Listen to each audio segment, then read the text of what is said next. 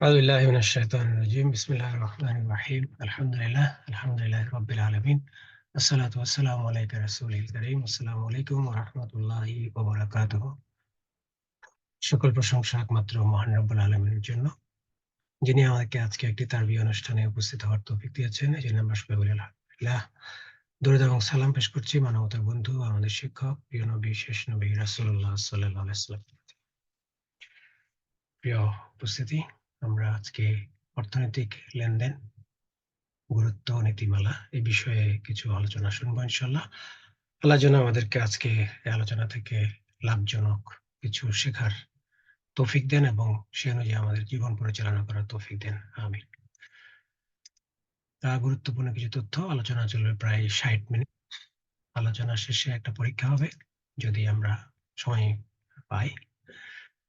তারপরে কোনো সংশোধনী, দৃষ্টি আকর্ষণ, প্রশ্ন, সমালোচনা ইত্যাদি থাকলে আলোচনা শেষে সুযোগ থাকবে ইনশাআল্লাহ। আর সেশন চলাকালে আমরা চেষ্টা করব যাবতীয় নয়েজ, অডিও, ভিডিও সব অফ রাখতে। কোনো ত্রুটি যদি কেউ ফেস করেন তাহলে হোস্টকে নক করলে সেটাই ভালো হবে। জি। তো আলোচনার 3টি অংশ। প্রথম অংশ হলো অর্থনৈতিক লেনদেন, দ্বিতীয় অংশ লেনদেনের গুরুত্ব, তৃতীয় অংশ লেনদেনে নীতিমালা।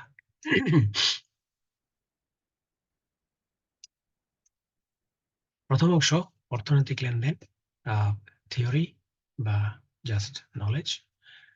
এই নলেজগুলো এবং এই থিওরিগুলো শিক্ষা ব্যবস্থায় আছে। সব ধরনের শিক্ষা ব্যবস্থায় এই তথ্যগুলো পাওয়া যায়। এক্সাম্পল, স্মরণাতীত কাল থেকে লেনদেন চলে আসতেছে। সকল জাতি, যুগ, সংস্কৃতি, সকল সরকার, ভৌগোলিক স্থান সর্বত্রই স্মরণাতীত কাল থেকে লেনদেন চলে আসছে। আধুনিক যুগ কোনো ব্যতিক্রম নয়। বৈচিত্র্যতা আছে, ধরনের পরিবর্তন এসছে। বর্তমান অর্থনৈতিক লেনদেন যত সহজ মানে আধুনিক যুগে তত জটিল। যেমন ব্যাংকিং ব্যবস্থা, bond, future, option sales, stock market, cryptocurrency ইত্যাদি। একটু জোরে শান্ত, একটু জোরে শান্ত। জি ইনশাআল্লাহ। আর আধুনিক যুগে সোশ্যাল বিজনেস, ক্ষুদ্র ঋণ, মাইক্রো ফাইন্যান্স, ই কমার্স, এগুলো হলো আধুনিক যুগের অর্থনৈতিক লেনদেনের কমন চিত্র বা ফরম্যাট। তো মাঝে মাঝে দুই একটা ভিডিও চলে আসে, আমাকে এগুলো অফ করতে হবে।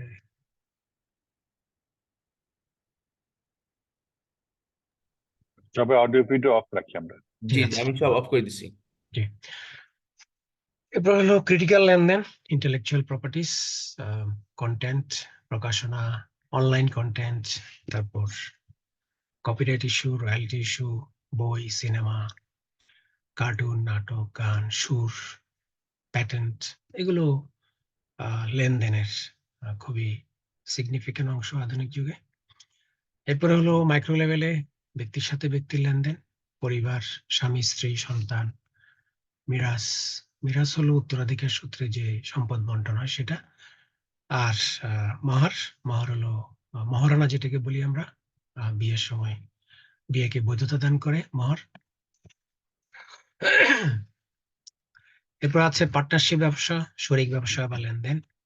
তারপর আছে প্রপার্টিস বিজনেস, বিরাট বিশাল শিল্প, এখানেও লেনদেন হয়, ব্যাপক লেনদেন হয়। এটাকে একটা বাস্তব দৈত্য বলে মানুষ, ভূমিদস্যু বলে এদেরকে, সেখানেও লেনদেন হয়। এরপর আছে ট্যাক্স ইঞ্জিনিয়ারিং। ট্যাক্স ইঞ্জিনিয়ারিং মানে আধুনিক যুগে আধুনিক অর্থনীতিতে যত বড় বড় ধনী ব্যক্তি আছে তারা ট্যাক্সকে ডক্টরিং করে ট্যাক্স দেওয়া থেকে তারা বিরত থাকে। যেমন আমরা বিশ্বের বড় বড় যে ধনী ব্যক্তিরা আছে, ইলন মাস্ক বা এই জাতীয় যারা আছে, তারা সাধারণত ট্যাক্স দেয় না, বিভিন্ন কায়দা কানুন করে ট্যাক্স ইঞ্জিনিয়ারিং করে তারা ট্যাক্স দেওয়া থেকে বিরত থাকে। আর এসব কাজে সাহায্য করে পৃথিবীর সেরা বিশ্ববিদ্যালয়ের সেরা ব্রিলিয়ানদের ব্যবহার করে কিভাবে ট্যাক্স ডক্টরিং করা যায়। তাদের একটা মাত্র কনসার্ন হলো তারা আইন, পুলিশ, বিচারক, বিচার এগুলো থেকে তারা বেঁচে থাকার চেষ্টা করে। এছাড়া আর তাদের অন্য কোনো ভয় নাই।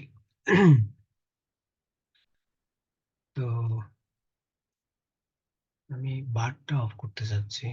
হাইট ফ্লোটিং মিটিং, ওকে।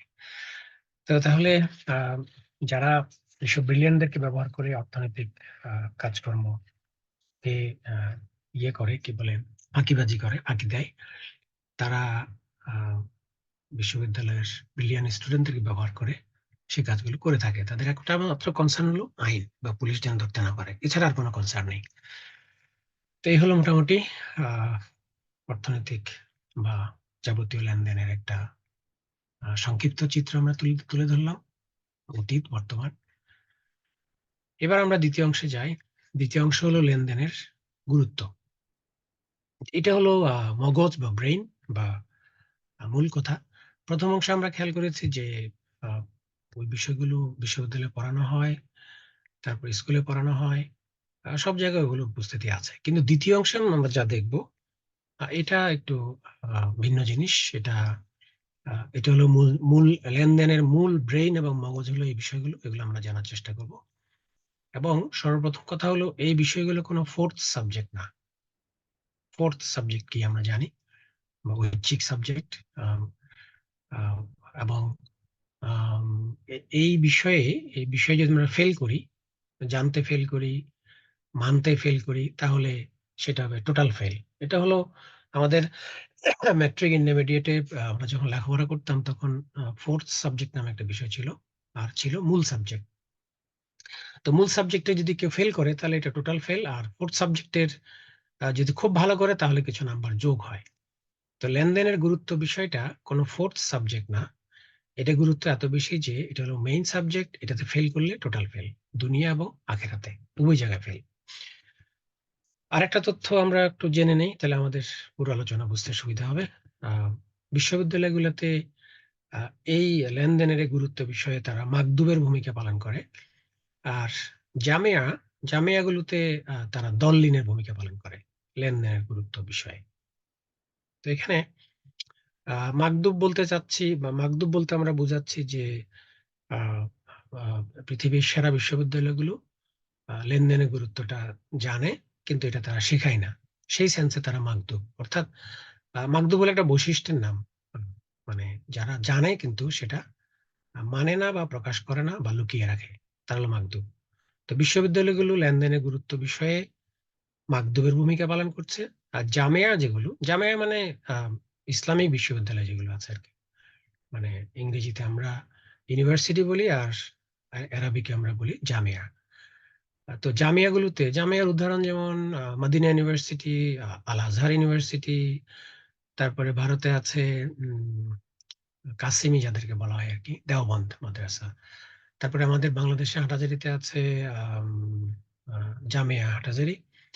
তো জামিয়াতে আহ, এই লেনদেনের গুরুত্ব বিষয়ে তারা দল্লিনের ভূমিকা পালন করে। দল্লিন মানে তারা বিষয়টা জানেই না।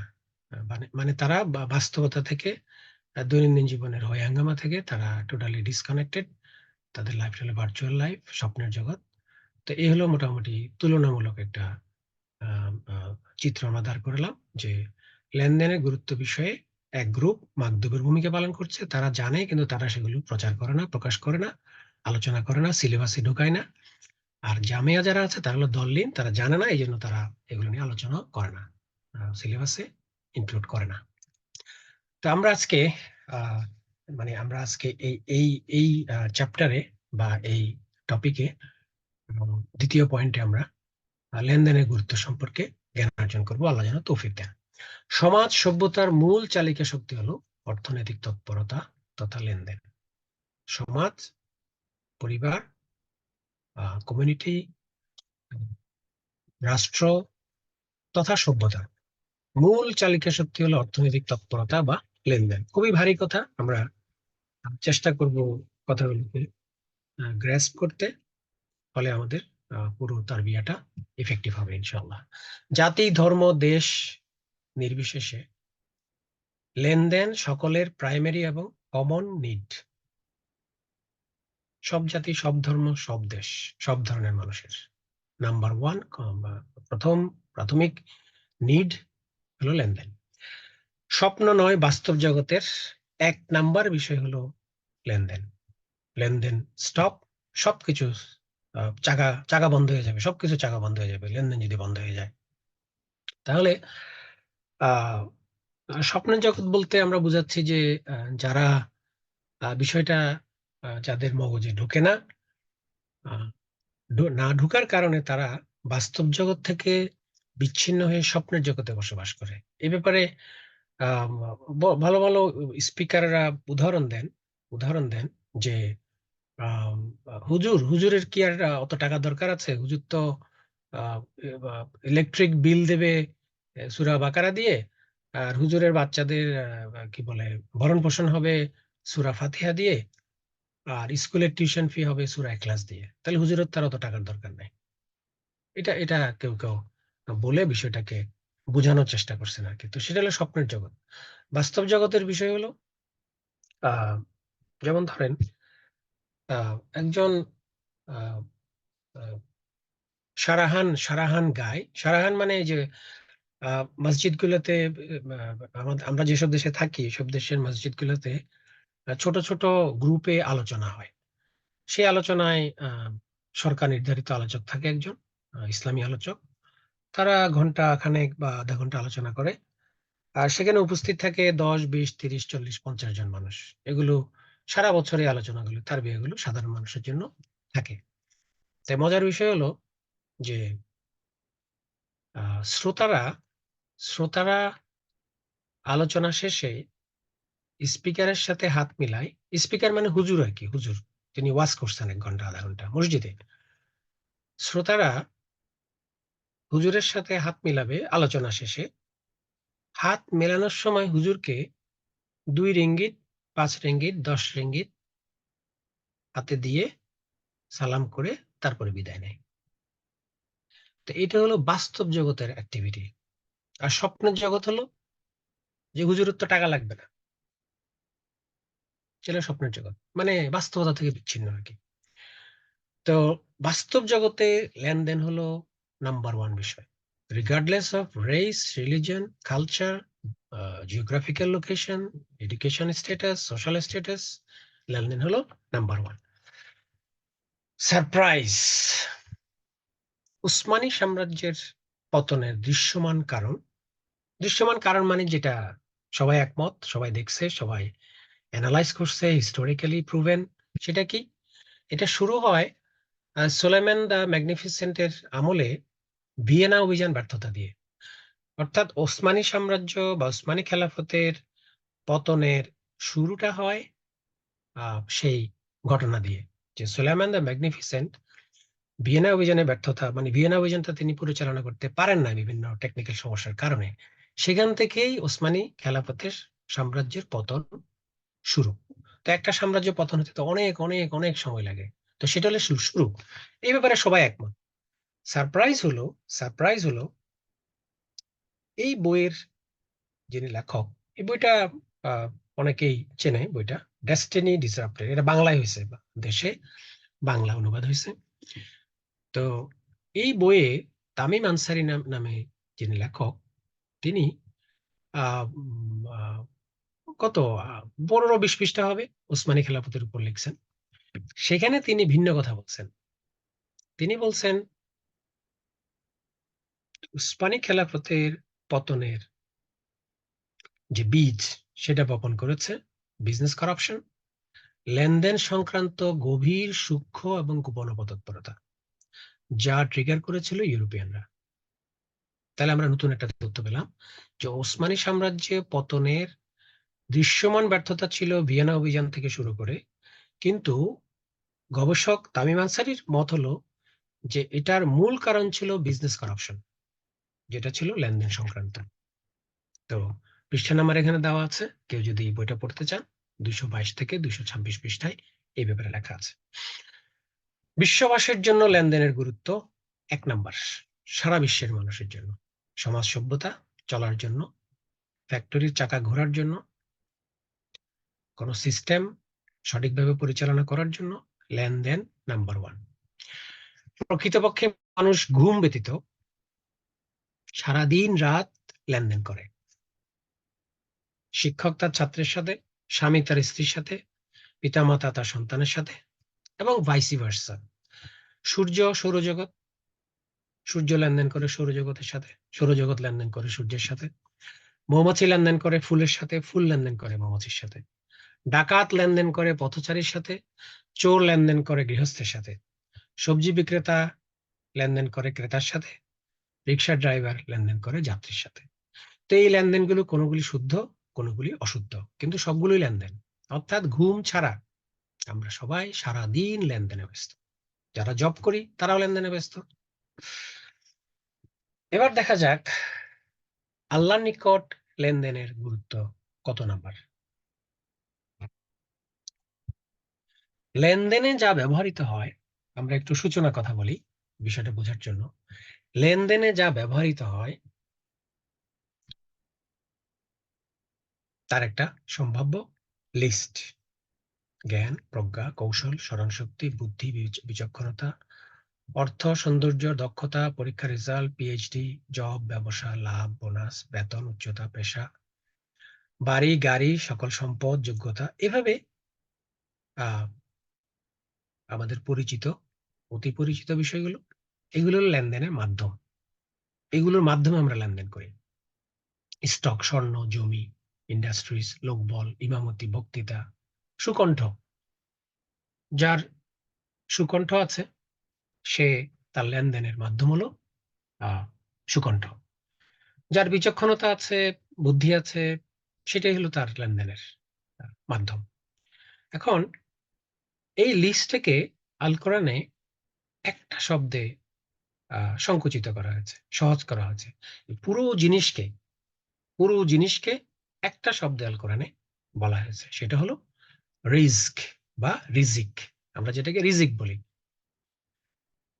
রিজিকের আরেকটা সহজ সংজ্ঞা হলো আমরা যা পেতে চাই, আমরা যা ঢেকে রাখি, আমরা যা প্রকাশ করতে ভালোবাসি, আমরা যা প্রচার এবং দেখানোর আমাদের যে ভিতরে চুলকানি, এই সব কিছুকে বলে রিজিক। এখন দেখানো বা প্রকাশ করা আর গোপন রাখা দুইটা তো কন্ট্রাডিক্টরি ওয়ার্ড।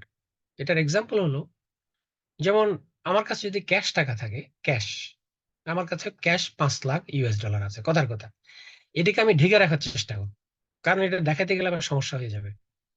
চোর ডাকাতের ভয় আছে, চুরি হয়ে যাওয়ার ভয় আছে, এই জন্য আমি এটাকে ঢেকে রাখবো। তাহলে এটা রিস্ক বা রিজিক। আবার সুন্দর একটা বাড়ি আছে আমার, আমি একটা মার্সিডিজ লেটেস্ট মডেল একটা গাড়ি কিনলাম, এটা আমি দেখাতে চাই মানুষকে যে ভাই ওই যে ওই গাড়িটা আমার, বা ওই যে বাড়িটা, এই যে বাড়ি একটা কিনলাম, এই শেষ কিস্তি শেষ করলাম, আল্লাহর রহমতে ভালো ডিল হয়েছে। এটা আমরা প্রচার করতে চাই, প্রকাশ করতে চাই। তাহলে যা আমরা প্রকাশ করতে চাই, যা আমরা প্রচার করতে চাই, যা আমরা ঢেকে রাখতে চাই, যা আমরা ভালোবাসি, সবই রিজিক। এই রিজিক দিয়েই, রিজিকের বিষয়গুলো দিয়েই লেনদেন হয় আমাদের। অর্থ দিয়ে লেনদেন হয়, গাড়ি, বাড়ি, জমি, লেনদেন। যে দোয়াটা বিশ্বব্যাপী সবচেয়ে বেশি পড়া হয় সেটা হলো ইহদিনাস সিরাতাল মুস্তাকিম, আমাদেরকে সরল সঠিক পথ প্রদর্শন করুন। ভাই বোনদেরকে স্মরণ করে দিতে চাই যে আমরা এখন লেনদেনের গুরুত্ব বিষয়ে বোঝার চেষ্টা করতেছি, আল্লাহ যেন তৌফিক দেন। তো তাহলে এই যে দোয়াটি পড়া হয় সবচেয়ে বেশি, সেই দোয়ার উত্তরে আল্লাহ আমাদেরকে কি দিলেন? আলিফ লাম মিম যালিকাল কিতাবু লা রাইবা ফীহি হুদাল লিল মুত্তাকিন। আল্লাহ আমাদেরকে কিতাব দিলেন যেটা হলো পথ। যে পথ, ইহদিনাস সিরাতাল মুস্তাকিম, আমরা পথ চাইলাম, হুদা চাইলাম। আল্লাহ বললেন হ্যাঁ তোমাদেরকে আমি হুদা দিয়ে দিলাম। সেই হুদাতে নিঃসন্দেহে দুনিয়া এবং সব সারা পৃথিবীর যত সম্পদ আছে, সব সম্পদের সবচেয়ে বড় সম্পদ হলো এই হুদা। সেই হুদার 3টি বিষয় উল্লেখ করলেন তিনি। সেটা কি? ঈমান, সালাত, এরপরে রিজিক, রিজক, রাযাকনাহুম ইউনফিকুন। তাহলে যে 3টা বিষয়কে সিঙ্গেল আউট করলেন আল্লাহ, হুদার সাথে রিলেটেড, পথের সাথে রিলেটেড, গাইডেন্সের সাথে রিলেটেড, ইন্টিগ্রাল পার্ট। কি কি? 3টা জিনিস, ঈমান, সালাত, রিজিক। আচ্ছা, কিন্তু এখানকার লিস্টে আমরা প্রথম এবং দ্বিতীয় দেখাচ্ছি। সেটা কেন? সেটা হলো প্রথম এবং দ্বিতীয়টা একই মুদ্রার দুই পিঠ, ইনসেপারেবল, ইনসেপারেবল, অবিচ্ছেদ্য।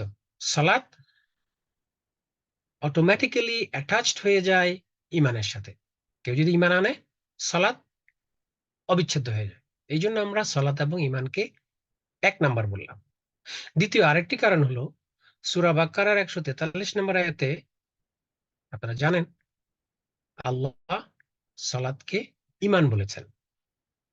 তাহলে ওটা একটা সাপোর্টে যুক্তি বা পয়েন্ট। তো সেই সেন্সে সালাত আর ইমান এক জিনিস। তো সালাত আর ইমান জিনিস, যদি ইমান যদি এক জিনিস হয়, তাহলে রিজিক হয়ে যায় দ্বিতীয় গুরুত্বপূর্ণ বিষয়, আর রিজিক দিয়ে লেনদেন করা হয়।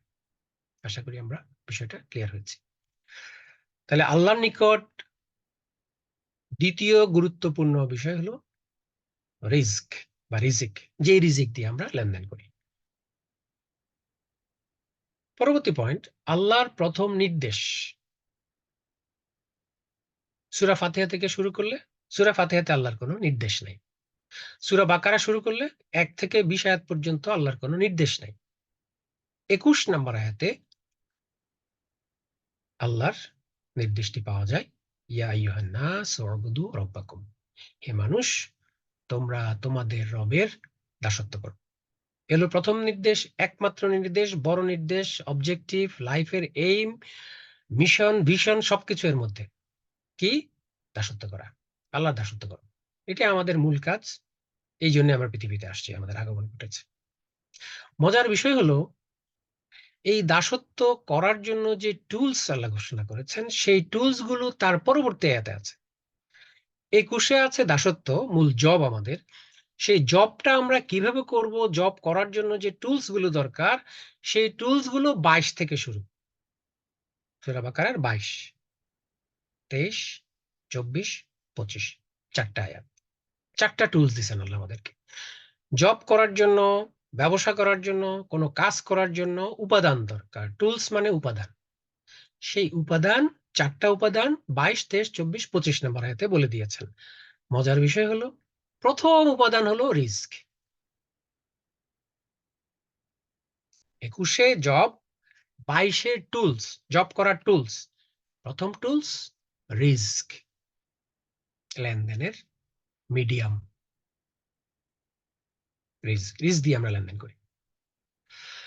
উসওয়াতুন হাসানা, ইব্রাহিম আলাইহিস সালাম এর আকুল আবেদন আল্লাহর নিকট, দোয়া। সেই দোয়ায় তিনি সর্বপ্রথম আবেদন করেছেন নিরাপত্তার জন্য।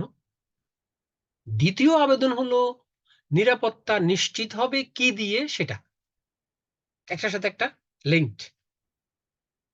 আবার বলি, জাতির পিতা ইব্রাহিম আলাইহিস সালামকে আল্লাহ উসওয়াতুন হাসানা হিসেবে কোরআনে ইন্ট্রোডিউস করেছেন, যে সে হলো তোমাদের, তিনি হলেন আমাদের উসওয়াতুন হাসানা, মডেল, অনুকরণীয়, বেস্ট, সুন্দরতম আদর্শ। সেই ইব্রাহিম আলাইহিস সালাম জাতির পিতা আল্লাহর কাছে দোয়া করছেন। সেই দোয়াতে তিনি প্রথম চেয়েছেন নিরাপত্তা, দ্বিতীয় চেয়েছেন রিস্ক। অর্থাৎ রিস্কের মাধ্যমে নিরাপত্তাটা আসবে।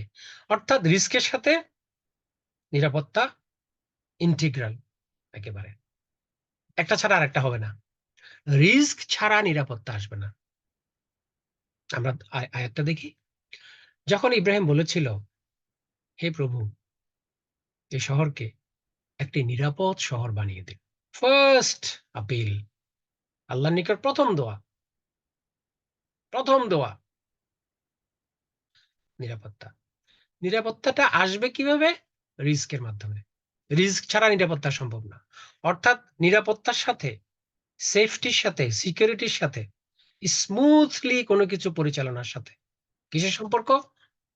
রিস্কের ফ্রি ফ্লো, বাধাহীন ফ্লো, ফ্লো প্রয়োজন, লেনদেন প্রয়োজন, আদান প্রদান প্রয়োজন। তা না হলে নিরাপত্তা আসবে না। ব্যক্তি ও সমষ্টির নিরাপত্তার সাথে রিস্ক সরাসরি সম্পর্কযুক্ত, আর রিস্কের সাথে যুক্ত লেনদেন। লেনদেন শব্দটা নিজে কিছু না, লেনদেন করা হলো গুরুত্বপূর্ণ। তো লেনদেন করি কি দিয়ে? রিস্ক দিয়ে। সেটা ফল হতে পারে, সেটা জমি হতে পারে, বেতন হতে পারে, সেটা লেবার হতে পারে, শ্রম হতে পারে, সেটা বুদ্ধি বিক্রি হতে পারে, অর্থ হতে পারে। তাহলে নিরাপত্তার সাথে যুক্ত রিস্কের যথাযথ চালান। নবী পাঠানোর দুই কারণ। যত নবী আসছে পৃথিবীতে, প্রত্যেক নবীর কমন এজেন্ডা হলো তাওহীদ। এই ব্যাপারে কোনো বৈচিত্রতা নাই, ভ্যারাইটি নাই। এক নবী এটা চাইছেন, আরেক নবী ওইটা চাইছেন, এটা এই ব্যাপারে কোনো পার্থক্য নাই। সব নবীর নাম্বার 1 দফা হলো একত্ববাদ। কোন কোন নবীকে সেকেন্ড ইম্পর্টেন্ট যে অ্যাসাইনমেন্ট দেওয়া হয়েছে, সেই অ্যাসাইনমেন্টটা ওই জনপদের সমস্যার সাথে রিলেটেড, স্পেসিফিক রিলেটেড ওই জনপদের সাথে। এক্সাম্পল, লূত আলাইহিসসালামের জনপদের বিশেষ একটা সমস্যা ছিল, শুআয়ব আলাইহিসসালামের জনপদের বিশেষ একটা সমস্যা ছিল, নূহ আলাইহিসসালামের জনপদের বিশেষ সমস্যা ছিল, ইব্রাহিম আলাইহিসসালামের জনপদের বিশেষ সমস্যা ছিল। সেই সমস্যার সমাধানের জন্য বিশেষ অ্যাসাইনমেন্ট দিয়ে নবীকে পাঠানো হয়েছে। মজার বিষয় হলো, শুআয়ব নবীকে আল্লাহ পাঠিয়েছিলেন লেনদেন ঠিক করার জন্য। লেনদেন, পাওনা, বেতন, অধিকার, ব্যবসা, সেখানে ব্যাপক লুটতরাজ, ব্যাপক অনিয়ম চলে আসতেছিল, এবং সেটা ছিল নর্মালাইজড, একেবারে নর্মাল হয়ে গেছিল সেটা। এটা ঠিক করার জন্য শুআয়ব আলাইহিস সালামকে তার জনপদে পাঠানো হয়েছিল। আল কোরআন এনসাইক্লোপিডিয়া ব্রিটানিকার মতো 20-30 ভলিউমের কোনো বই না। আল কোরআন ছোট্ট একটা বই এক হিসেবে, মাত্র এনসাইক্লোপিডিয়ার সাথে তুলনা করলে আল কোরআন জাস্ট একটা ছোট একটা বই।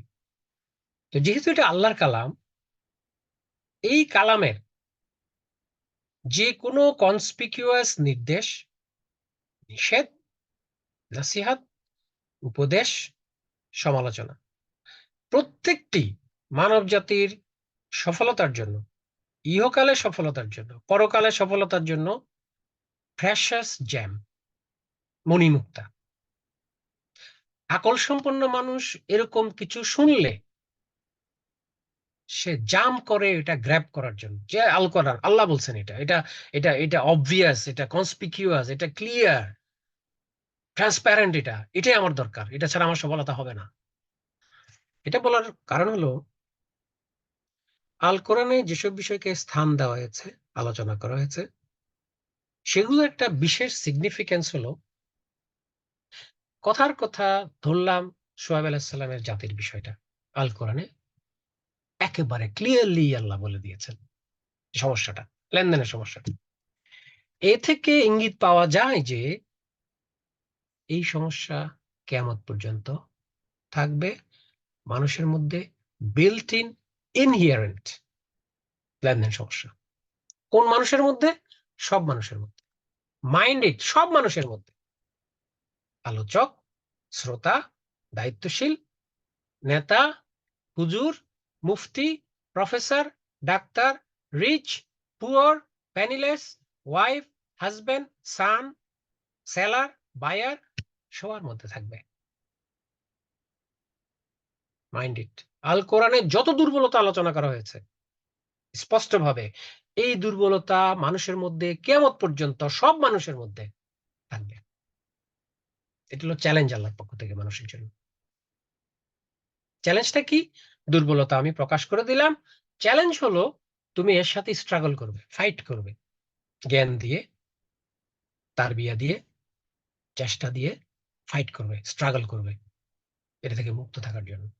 তাহলে শুআয়ব আলাইহিস সালামের এই যে জাতির যে সমস্যাটা, লেনদেন সমস্যা, এই সমস্যাটা মানুষের মধ্যে কিয়ামত পর্যন্ত ইনহিয়ারেন্ট কেমিস্ট্রি, রক্তের মধ্যে, রক্তকণিকার মধ্যে মিশে আছে, আমার মধ্যে, আপনার মধ্যে। কোন রোগ সারানোর জন্য সর্বপ্রথম স্টেপ হলো রোগের স্বীকৃতি দান, যে আমার ক্যান্সার হয়েছে, চলো ডাক্তারের কাছে যাই। তাহলে প্রসেস শুরু হলো। আর যদি আমি বলি না আমার কোনো ক্যান্সার হয় না, সবাই বলতেছে আমার ক্যান্সার হয়েছে, টেস্ট রেজাল্ট বলতেছে আমার ক্যান্সার হয়েছে, আমি বলতেছি না আমার ক্যান্সার হয় নাই, তাহলে রোগের ট্রিটমেন্ট কিভাবে শুরু হবে?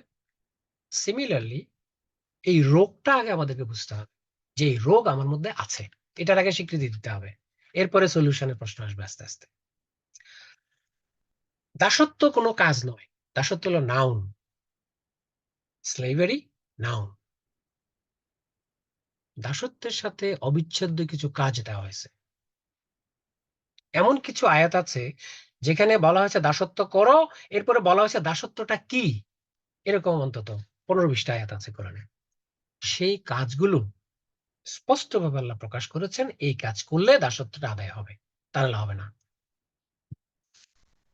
মাদিয়ানের প্রতি তাদের ভাই শোয়েবকে পাঠিয়েছে, সে বলল, হে আমার সম্প্রদায়, আল্লাহর দাসত্ব করো। ক্বালা ইয়া কাওমি ইবুদুল্লাহ। সব নবীর কমন এজেন্ডা, এক নাম্বার এজেন্ডা, মূল এজেন্ডা, সেম এজেন্ডা, কোনো ভ্যারাইটি নাই এই এজেন্ডাতে। তো দাসত্ব তো কোনো কাজ না, দাসত্ব হলো নাউন। কাজ কি? এই আয়াতে কাজ বলে দেওয়া হয়েছে কি কি। ফাআউফুল কাইলা ওয়াল মিজানা, তোমরা মাপ এবং ওজন পূর্ণ করো, এটা হলো দাসত্ব। সেম আয়াতে বলা হচ্ছে দাসত্ব করো, দাসত্ব কোনো কাজ না, কাজ কি সেটা বলে দেওয়া হচ্ছে। কাজ হলো মাপ এবং ওজন পূর্ণ করো। তারপরের কাজ কি? এবং ওয়ালা তাবখাসুন নাসা আশইয়াআহুম, মানুষকে তাদের পাওনায় প্রতারণা করো না। এই হলো দাসত্বের সাথে অবিচ্ছেদ্য কাজ, ফোর্থ সাবজেক্ট না, মেইন সাবজেক্ট। তাহলে ওজন এবং মাপ পূর্ণ করা কোনো ফোর্থ সাবজেক্ট না। এটা এমন এক আয়াত যেখানে দাসত্বের কথা বলা হচ্ছে, ক্বালা ইয়া কাওমি ইবুদুল্লাহ, দাসত্ব করো। দাসত্বে কি কাজ? কাজটা হলো ওজনে পূর্ণ করো, ওজন মাপ পূর্ণ করো, এবং মানুষকে তাদের পাওনায় প্রতারণা করো না। তাহলে যেহেতু এটা ফোর্থ সাবজেক্ট না, এটাতে যদি আমি ফেল করি, ফেলটা কোন দিকে নিয়ে যাবে, আমাকে পুশ করবে কোন দিকে? আমি দাসত্বে ফেল করলাম, রেজিস্ট্রেশন বুক থেকে নাম কাটা, এটা যদি না করি। আমি সেটাই বোঝানো হচ্ছে এই আয়াতে। আমি মানি না মানি সেটা পরের বিষয়, কিন্তু এই আয়াত থেকে সেটাই বোঝানো হচ্ছে। এবং এরকম আয়াতের সংখ্যা 15 থেকে 20টা আছে, যেখানে একই আয়াতে দাসত্ব বলে দেওয়া হয়েছে, সাথে বলে দেওয়া হয়েছে দাসত্বের জবটা কি, কাজটা কি। আচ্ছা, এটা হলো সূরা আরাফের 85 নম্বর আয়াত। সফলতা সিলেবাস। আমরা এখনো একটা টপিক আলোচনা করতেছি, সেটা হলো লেনদেনের গুরুত্ব। সফলতা সিলেবাস, সফলতা সিলেবাস দিবেন কে? জেনুইনলি অর্গানিক সিলেবাস কে দিবেন? স্রষ্টা দিবেন। এখন ইমানদাররা সফলতা সিলেবাস আল্লাহ দিবেন এটা তারা মেনে নেয়, কিন্তু এখানে একটা কিন্তু আছে। কিন্তু হলো তারা তাদের হুইম বা হাওয়া বা নাফস বা ডিজায়ার, এগুলোকে সফলতা সিলেবাসের সাথে একটা রং আন্ডারস্ট্যান্ডিং করে এগুলিকে রিপ্রোগ্রামিং করে। ফলে গুরুত্বপূর্ণ জিনিস চলে যায় কম গুরুত্বপূর্ণ কাজের লিস্টে, আর কম গুরুত্বপূর্ণ কাজ চলে যায় বেশি গুরুত্বপূর্ণ কাজের লিস্টে। এইভাবে ধর্ম একটা হযবরল সৃষ্টি হয়ে যায়। কেন? মানুষের হুইমের কারণে, ডিজায়ারের কারণে, নফসের কারণে তার বিয়ে কর্মসূচিটা উলটপালট হয়ে যায়। প্রথম সাময়িক পরীক্ষার সিলেবাস, দ্বিতীয় সাময়িক পরীক্ষার সিলেবাস আপনাদের মনে পড়ে কিনা? হাই স্কুলে আমরা পড়ছি, প্রথম সাময়িক পরীক্ষার সিলেবাস এই জিনিস আসবে পরীক্ষায়, দ্বিতীয় সাময়িক পরীক্ষার সিলেবাস এই জিনিস আসবে। সিলেবাস একটা ইম্পর্টেন্ট জিনিস।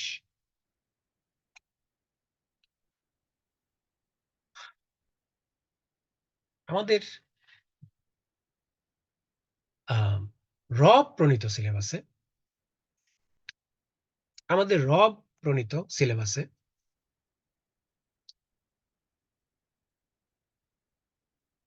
যেই জিনিসকে তিনি 1 নম্বরে গুরুত্বপূর্ণ হিসেবে সেট করেছেন, ইমানদাররা হ্যাপিলি সেই জিনিসকে সিলেবাসেই রাখে নাই। যে জিনিসটি নবুয়তের 13, 14, 15, 16, 23 বছর বয়সে গিয়ে সিলেবাসে ঢুকছে, ইমানদাররা সেই জিনিসকে নিয়ে আসছে একদম টপে। সেরকম একটা সিরিয়াস জিনিস আজকে দেখাবো আমরা, যে সিলেবাস কিভাবে রেপড হয়েছে, মিস হ্যান্ডেল হয়েছে, রিপ্রোগ্রাম হয়েছে রংলি। সালাত, সাওম, যাকাত, হাজ, জিহাদ, মদ, মদ্যপান, জিনা, মহর, মহর মানে মহারানা, মিরাস, মিরাস মানে উত্তরাধিকার, সুদ। ইমানদারদেরকে দিন ধর্মের কথা বললে সর্বপ্রথম এই বিষয়গুলো আসে, গুরুত্বপূর্ণ এগুলো। কিন্তু আমাদের রব তার প্রণীত সিলেবাসে এগুলোকে ইফেক্টিভ করার জন্য, এগুলো থেকে ফল পাওয়ার জন্য, এগুলো সেটেল হওয়ার বহু পূর্বে তিনি অপর কিছু গুরুত্বপূর্ণ বিষয় সেটেল করেছেন। আমার ভাই বোনেরা, আমরা যদি এই সিকোয়েন্সকে গুরুত্ব না দেই, তাহলে এটা হতভাগ্যের জীবন আর কি, আমাদের হতভাগ্যের জীবন। সলাত, সম, যাকাত, হাজ, জিহাদ, মদ, জেনা, মাহার, মিরাজ, সুদ, অতি পরিচিত এই বিষয়গুলো মানা না মানার সাথে আমাদের যে সফলতা, সেই সফলতা আসবে না যদি আমাদের রব এগুলো সেটেল করার আগে আরো কিছু বিষয় সেটেল করছেন, যাতে এগুলো থেকে ফল পাওয়া যায়। সলাৎ থেকে ফল আসবে না যদি আমরা সেগুলোকে গুরুত্ব না দেই, যদি আমরা উপেক্ষা করি। তাহলে এটা হবে সেই পিতার মতো যে সারা রাত গল্প করে সময় কাটাইছে, ঘুমায় না একটুও, আর পরদিন তাকে 400 মাইল ড্রাইভ করে তার সন্তান, তার বাচ্চা, তার বৃদ্ধ মা, তার বৃদ্ধ পিতা, তার স্ত্রী, তার ছোট ছোট বাচ্চা নিয়ে সে ড্রাইভ করবে, 400 মাইল ড্রাইভ করবে, সারা রাত সে ঘুমায় নাই। কেমন কাজ হবে এটা? তদ্রুপ সলাত, সম, যাকাত, হাজ, জেহাদ, এগুলোর আগে যে কাজগুলো আল্লাহ সেটেল করেছেন, সেগুলোকে যদি গুরুত্ব না দেওয়া হয়, সলাত থেকে ফল আসবে না, জেহাদ ফেল হবে, অন্যান্য অন্যান্য বিষয়গুলো ফল দিতে পারবে না। সে দুইটা অতি গুরুত্বপূর্ণ বিষয়। ইয়া আইয়ুহাল মুদ্দাসসির কুম ফাআনজির ওয়া রাব্বাকা ফাকাব্বির, এটা হলো একটা। আর একটা হলো ওয়াইলুল লিল মুতাফফিফিন। দেখি আমরা নাম্বার 1, কে বড় তা সেটেল করা।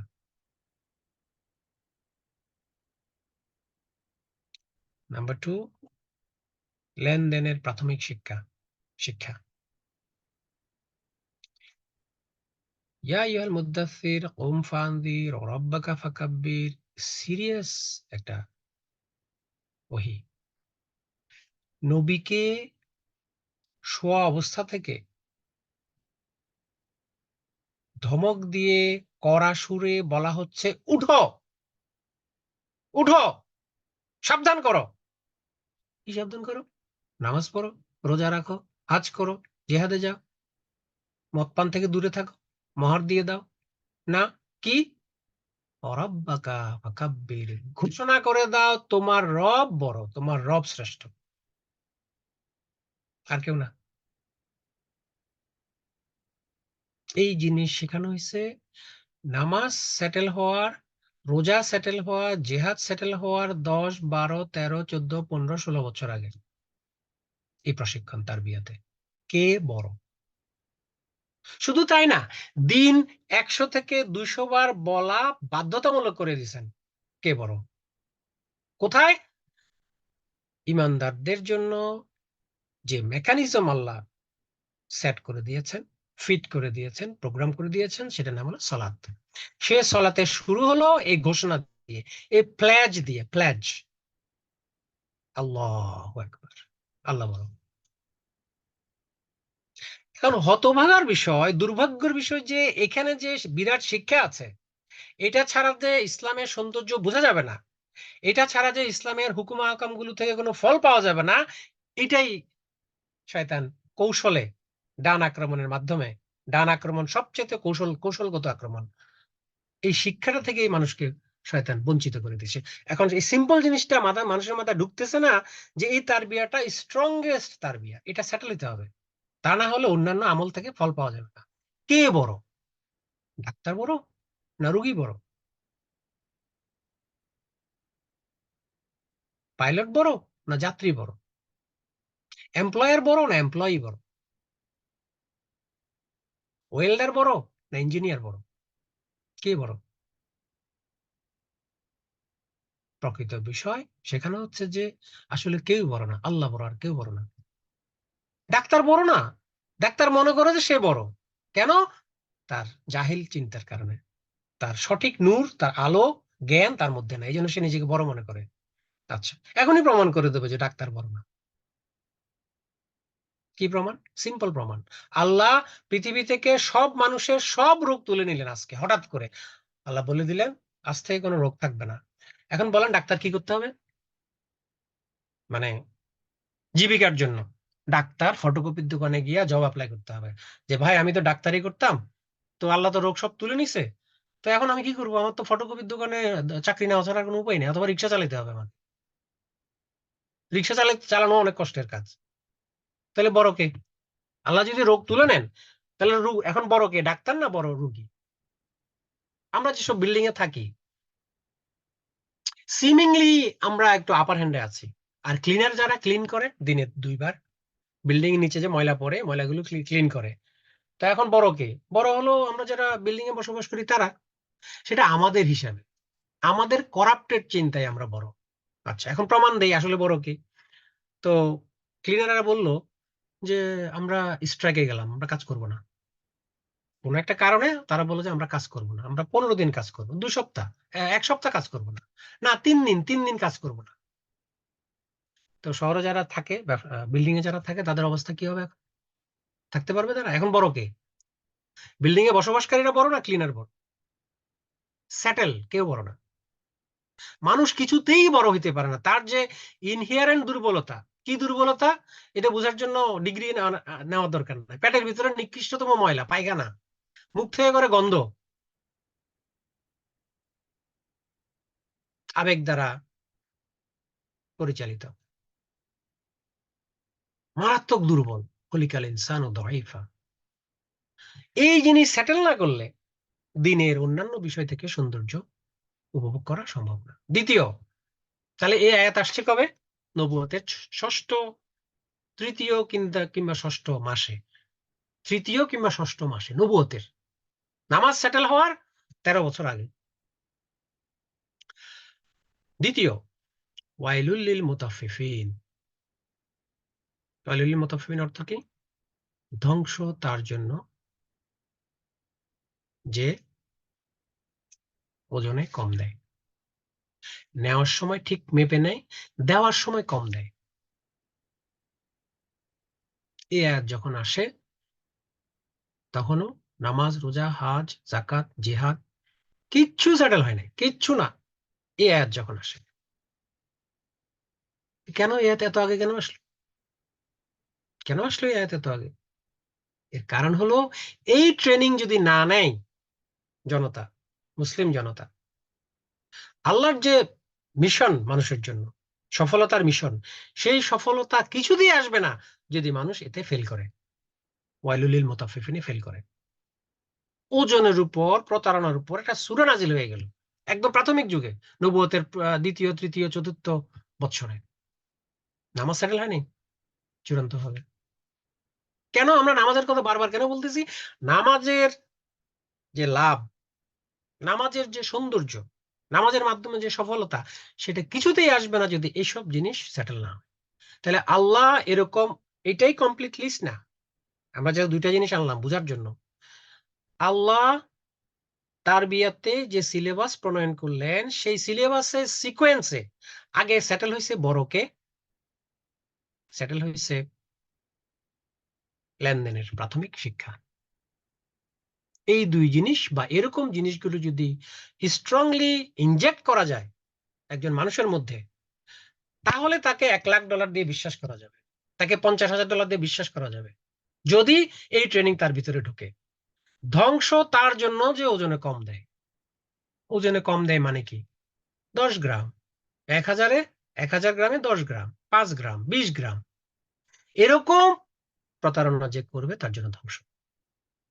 তো এই তার বিয়েতে যে প্রশিক্ষিত হবে তাকে এখন রাষ্ট্র পরিচালনা, প্রতিষ্ঠান পরিচালনা, আমানত রাখা, বিশ্বাস করা সহজ, এই প্রশিক্ষণ যার মধ্যে আছে।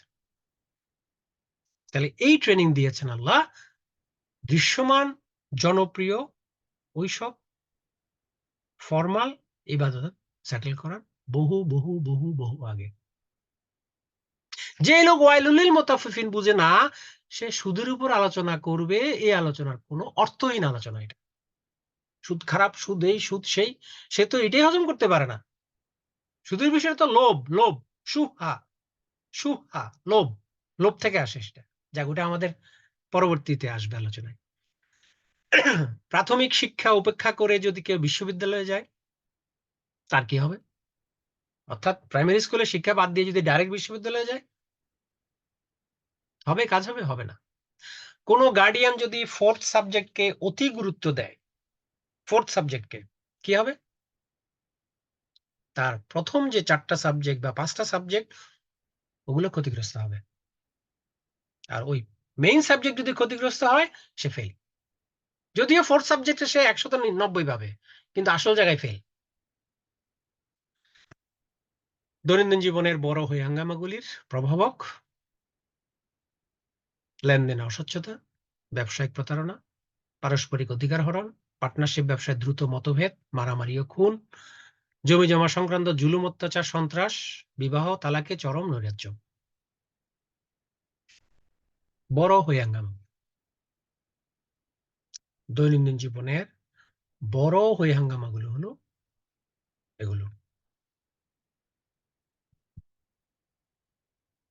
আর এর মূলে রব নির্দেশিত সিলেবাস উপেক্ষা করা। রব প্রণীত সিলেবাসের প্রধান দুটি বিষয় কে বড় সেটেল করা এবং লেনদেনের প্রাথমিক শিক্ষা গ্রহণ করা। দৈনন্দিন জীবনের বড় হইয়াঙ্গামাগুলো মানুষের মেন্টাল হেলথের ক্ষতি করে, সেখান থেকে ডিপ্রেশন হয়, মেজাজের ভারসাম্য নষ্ট হয়, অতঃপর অধিকার হরণ, অতঃপর হিংসা বিদ্বেষ, দেখে নেওয়া, মেজাজ গরম করা, ভারসাম্য নষ্ট করা, মামলা বসানো, বিচার বসানো, আক্রমণ করা, দল পাকানো, স্রষ্টার দেওয়া বিল্ট ইন ফিতরাগুলি রিপ্রোগ্রাম হয়, বিকৃত হয়, ধ্বংসাত্মক কর্ম দিয়ে তা রিপ্লেস হয়। কাজ বনাম সফলতা ফ্যাক্টর: কাজ, চাকরি, ব্যবসা, গবেষণা, চাষাবাদ, পড়াশোনা, শিক্ষকতা। সফলতার ক্রিটিক্যাল ফ্যাক্টর: নিয়মানুবর্তিতা, শৃঙ্খলা, ভারসাম্য, পরিশ্রম, কষ্ট সহিষ্ণুতা, ড্রাগ অ্যাবিউজ বন্ধ করা, জুয়া না খেলা। এখানে আমরা যেটা বোঝাতে যাচ্ছি সেটা হলো যে আমার কাজ, আমি একটা ব্যবসা শুরু করলাম, $2 লাখ দিয়ে একটা দোকান শুরু করলাম, এটা হলো কাজ। এই কাজে সফলতার কিছু ক্রিটিক্যাল ফ্যাক্টর আছে, সেগুলো হলো নিচের গুলো: নিয়মানুবর্তিতা, শৃঙ্খলা, ভারসাম্য, পরিশ্রম, কষ্ট সহিষ্ণুতা, ড্রাগ অ্যাবিউজ, জুয়া। এই ফ্যাক্টর গুলোকে যদি আমি আমলে না নিই তাহলে আমার কাজ বা পেশা ক্ষতিগ্রস্ত হবে। এগুলো সাকসেস ফ্যাক্টর, ক্রিটিক্যাল ফ্যাক্টর। তদ্রুপ দাসত্বে, আমাদের রবের দাসত্বে, যেটা আমরা দিন 17 বার ঘোষণা করি, প্লেজ ঘোষণা করি, ইয়া কানা আবুদু, আমরা আপনার দাসত্ব করি, ইয়া কানা আবুদু, আমরা আপনার দাসত্ব করি। এই দাসত্বের কাজে ক্রিটিক্যাল ফ্যাক্টর বরত্ব সেটেল করা, লেনদেনের সততা, ক্রিটিক্যাল ফ্যাক্টর। কারণ এই দুইটা সবকিছুকে এফেক্ট করবে।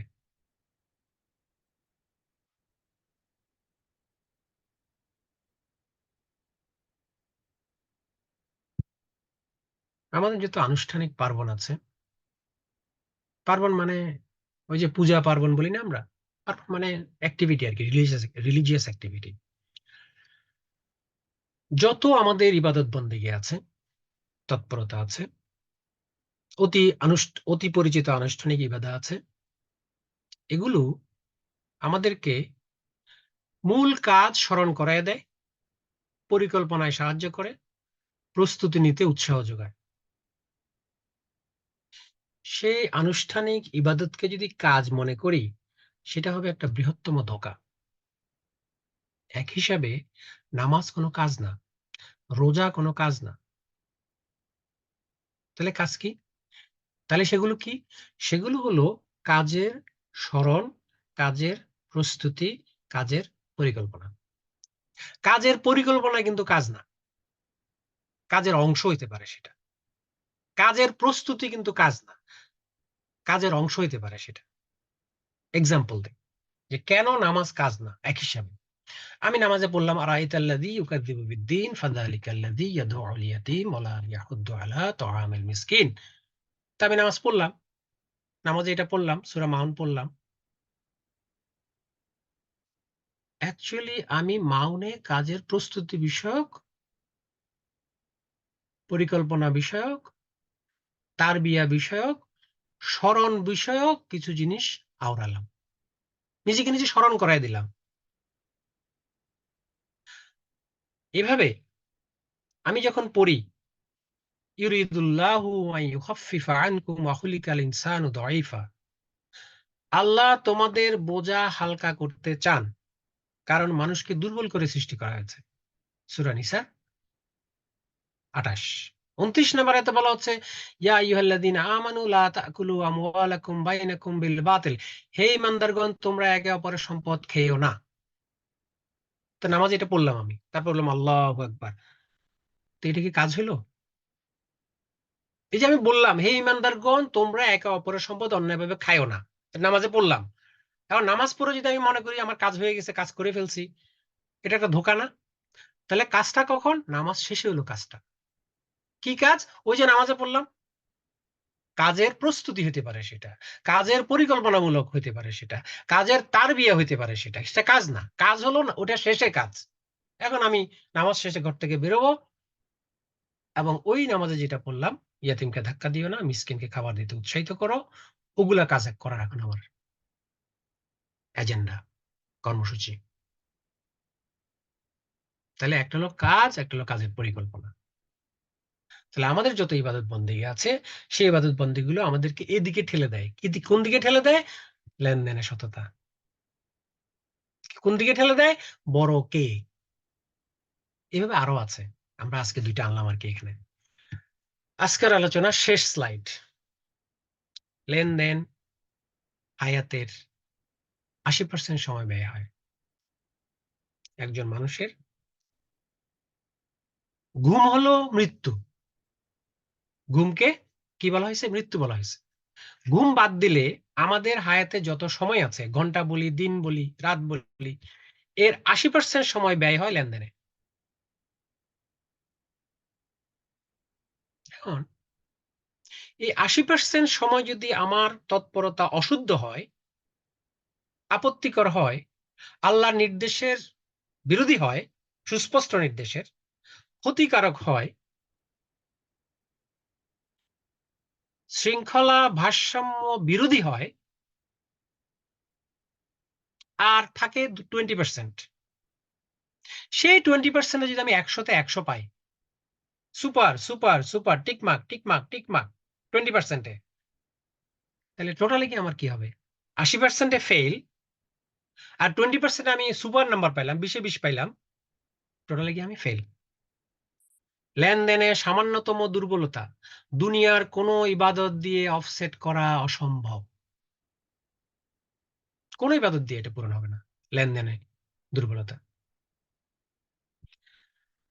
লেনদেনে ব্যর্থতা সমান দুনিয়া ও আখিরাতে ব্যর্থতা। যে আয়াতটা আমাদের কাজকর্মের প্রাণ শক্তি, যে আয়াতের মাধ্যমে আমরা সংঘবদ্ধ জীবনকে প্রমোট করি, যে শক্তিশালী আমানত আমাদেরকে ধরে রাখছে একে অপরের সাথে, এই আয়াতে সফলতা এবং ব্যর্থতা নির্ভর করে লেনদেনের উপর। এই আয়াতের মাধ্যমে আমরা যা অর্জন করতে চাই সেটা অর্জন সহজ হবে যদি লেনদেনে আমরা সততা, শুদ্ধ আচরণ করি। আর এই ওয়াতাসিমু বিহাবলিল্লাহ পজিটিভ নির্দেশ, ধরো ঐক্যবদ্ধভাবে। আর নেগেটিভটা হলো লা তাফাররাকু, খবরদার বিভেদ সৃষ্টি করো না। এই বিভেদ সৃষ্টি হওয়ার সবচেয়ে ইফেক্টিভ পাওয়ারফুল উপাদান হলো লেনদেনে অসততা। সম্পর্ক ধ্বংস হবে। তখন এই জামিয়া, ঐক্যবদ্ধভাবে ধরা, ওয়াতাসিমু শক্তভাবে ধরো, আল্লাহর কোরআন শক্তভাবে ধরো, সব বিফলে যাবে যদি আমরা লেনদেনে অসৎ হয়। তাহলে লেনদেনের গুরুত্ব এত বেশি। সামারি, সভ্যতার মূল চালিকা শক্তি শুদ্ধ লেনদেন। লেনদেন যত শুদ্ধ হবে সভ্যতা তত স্ট্রং হবে। প্রসঙ্গক্রমে বলে রাখি, উসমানী খেলাফত পর্যন্ত পৃথিবীর মানুষের মধ্যে সততা কিছুটা হলেও ছিল। উসমানী খেলাফত যখন ফল করলো তারপর থেকে দ্রুত গতিতে প্রতিযোগিতা শুরু হলো, কে কত অশুদ্ধ হইতে পারে, কে কত অশুদ্ধ হইতে পারে লেনদেনে। কেউ দৃশ্যমান, কেউ ইনভিজিবল ওয়েতে করে সেটা। পুরো সৃষ্টি জগৎ সারাদিন লেনদেনে ব্যস্ত। পৃথিবীর 1640 কিলোমিটার বেগে স্পিন করা ঘূর্ণন লেনদেনের অংশ। 1,00,000 কিলোমিটার বেগে দৌড়ানো সূর্যের চারিদিকে বৃহৎ লেনদেনের অংশ। পৃথিবী যদি 1640 কিলোমিটার বেগে না ঘুরতো, তাহলে এখানে প্রাণ বসবাস, উৎপাদন, খাদ্যশস্য উৎপাদন এগুলো সম্ভব হতো না। সাগরের হাঙ্গর তার রবের দেওয়া লেনদেনে ব্যস্ত, যার প্রধান বেনিফিশিয়ারি মানুষ। রিস্ক জৈব দুনিয়ার নাম্বার 1 গুরুত্বপূর্ণ বিষয়। বাকারা 2 এবং 22। এবং এই রিস্কের মাধ্যমে লেনদেন হয়। শুদ্ধ রিস্ক লেনদেন সকল আনুষ্ঠানিক ইবাদতের মূল এজেন্ডা। অশুদ্ধ রিস্ক লেনদেন ব্যক্তি, সমাজ, রাষ্ট্র তথা পৃথিবীব্যাপী সন্ত্রাসের বীজতলা।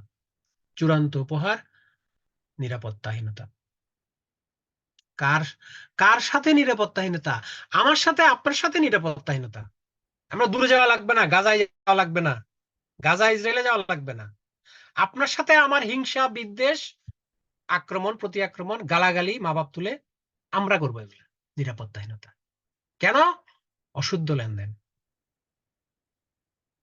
আমি এতক্ষণ যে আলোচনা করেছি, মানুষ হিসেবে আমার যদি কোনো ভুল হয়ে থাকে, বিশেষ করে কোরআন হাদিসের রেফারেন্সে, আল্লাহর কাছে ক্ষমা চাই। আমার কথা যদি কেউ রাগ করে থাকেন, আঘাত পেয়ে থাকেন, আমি আপনাকে হয়তো ভালো চিনিও না, আমি কিছু জানিও না। আমরা সবাই মানুষ, হ্যান্ডেল করি, আমাদের দুর্বলতাগুলো আমরা জানি। সেগুলাই আমারটা এবং আপনারটা মিলে আলোচনায় বিষয় দিয়ে আসছে। তারপরে কেউ যদি আঘাত পেয়ে থাকেন, আমি নিঃশর্ত ক্ষমা চাই। আল্লাহ যেন আমাদেরকে হেফাজত করেন এবং আমরা যা শিখলাম আজকে সেগুলো যেন আমরা আরো ডিপে গিয়ে আরো ভালোভাবে জানতে পারি এবং সেই অনুযায়ী আমাদের জীবন পরিচালনা করতে পারি। আল্লাহ যেন তৌফিক দেন, আমিন। আহ আমি যা আলোচনা করলাম, 1 ঘন্টা সময় ছিল আমার জন্য। আরো কিছু গুরুত্বপূর্ণ বিষয় আছে, সেগুলো আসা দরকার। তো সেগুলো আমাকে যদি অনুমতি দেওয়া হয়, আরেকটা সেশন দেওয়া হয়, তাহলে আমি সেগুলো সামনে তুলে ধরবো। বিশেষ করে নীতিমালা কিন্তু আসে না, এবং 1 ঘন্টায় এত বড় বিষয় আলোচনা করা শেষ করা সম্ভব না। তো আমি আপনাদেরকে স্মরণ করে দিতে চাই যে রিস্ক বিষয়ে কোরআনে সালাত এবং যাকাতের চেয়ে বেশি আয়াত আছে। রিস্ক বিষয়ে তো এত ভাস্ট জিনিস এটা। তো এখন যদি কোনো প্রশ্ন থাকে করতে পারেন। জি, আসসালামু আলাইকুম ওয়া রাহমাতুল্লাহ। ওয়ালাইকুম আসসালাম ওয়া রাহমাতুল্লাহি ওয়া বারাকাতুহু।